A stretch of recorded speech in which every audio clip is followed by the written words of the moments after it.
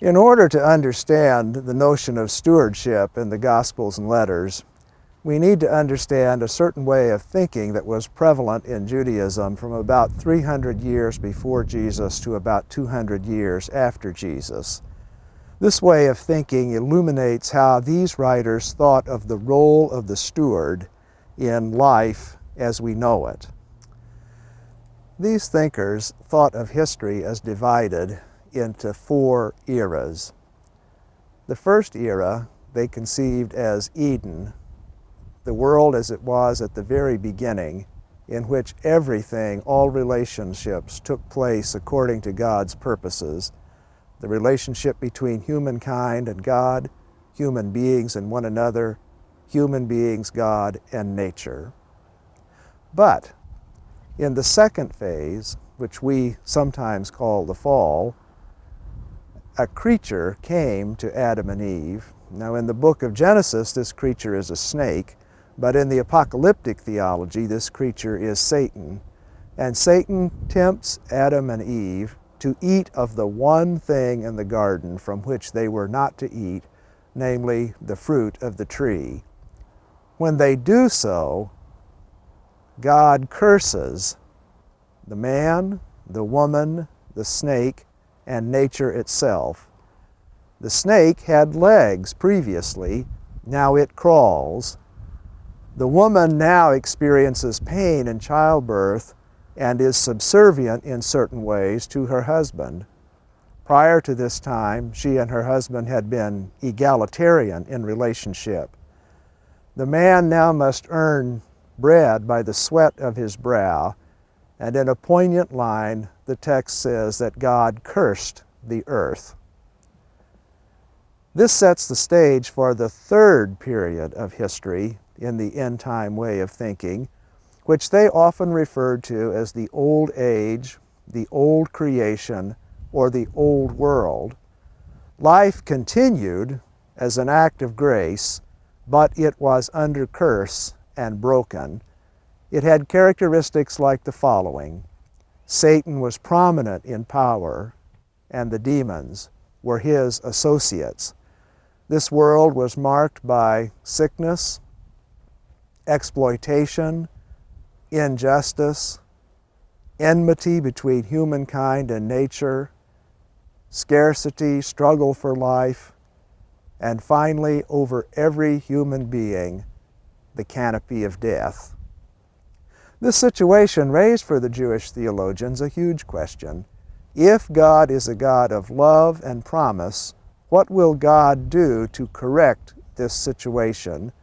And so they anticipated a fourth era of history that they often called the New Age, the New World, the New Creation, or the most familiar designation to Christians, the realm of God. In this age, God's values would be supreme in all circumstances. God would be assisted by the angels, and this would be a world of peace, love, mutuality, egalitarianism, a world in which humankind and nature existed in a relationship of mutual blessing, and a world of incredible abundance, and every human life would go on forever. This is God's ultimate purpose, according to these theologians. Now, this new world is an embodied world. It is a physical world. It is not spiritual or disembodied, but it is a world like we know in terms of being made up of stuff, but it is stuff that will no longer decay. Here is how Christians adapted this way of thinking to Jesus Christ. They came to believe that Jesus Christ was God's instrument whose ministry would signal the end of the old age and the beginning of the new, whose ministry would not only be a sign, but would also be a means whereby God began to manifest the realm in the midst of the old and broken world. And so Jesus sets about teaching, preaching, and working the signs of this new age.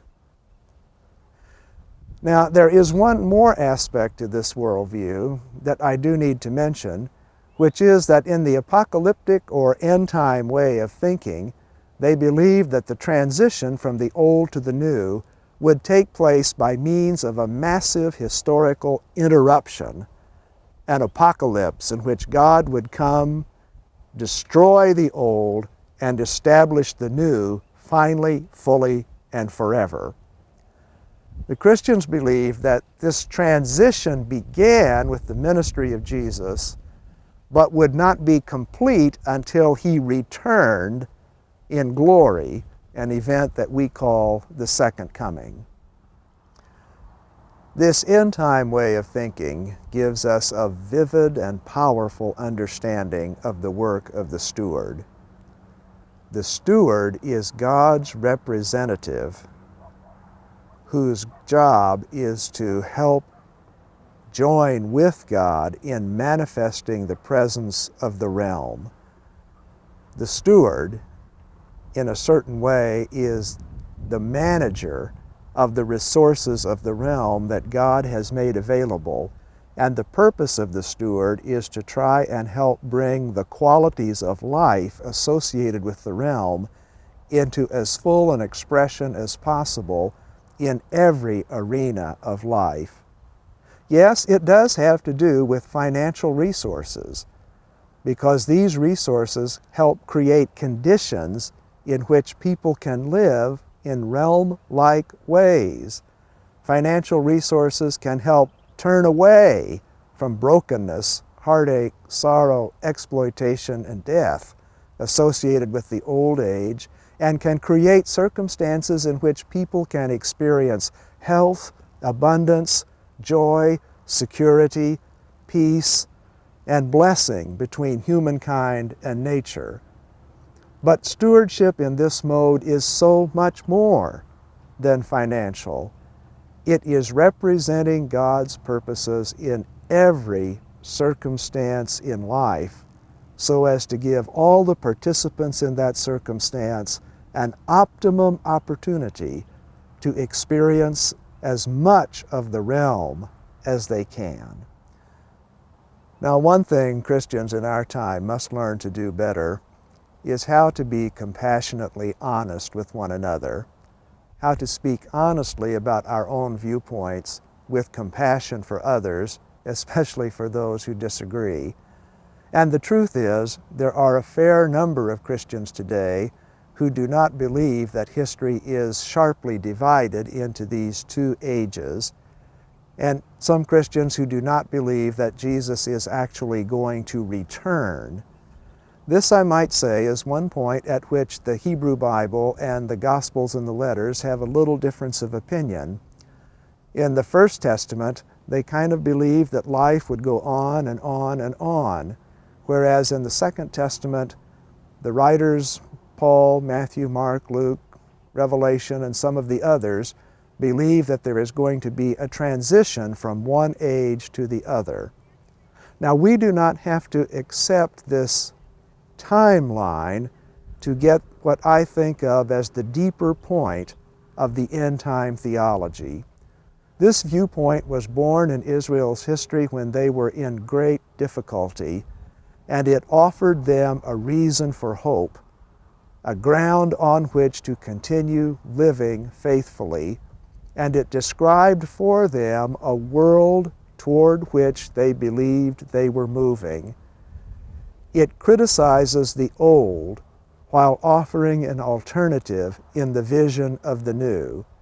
And so I think the deeper point here is that God is dissatisfied with the brokenness of the way things are, and God is at work every moment, every day, doing all that God can do to help transform this world as we know it into a world that is much more like the one that is envisioned in the language of the realm of God.